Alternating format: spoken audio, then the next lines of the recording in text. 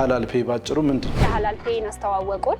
ከዛ በዛ መንገድ ፕሮሰስ አደረግንና ብድር ወሰድን። እንደምታዩ ሱቃችን ሞልቷል። ደንበኞች ወስደው ተጠቅመዋል። መጠቀም ብቻ አይደለም ሁለተኛ ዙሩም ወስደዋል። ስለዚህ ከነሱ ባገኘሁት ገንዘብ እቃ አስገብቼ ቤቱን ሙሉ አድርጌበታለሁ። አነስተኛ ብድሮችን ፋሲሊቴት ማድረግ ነው።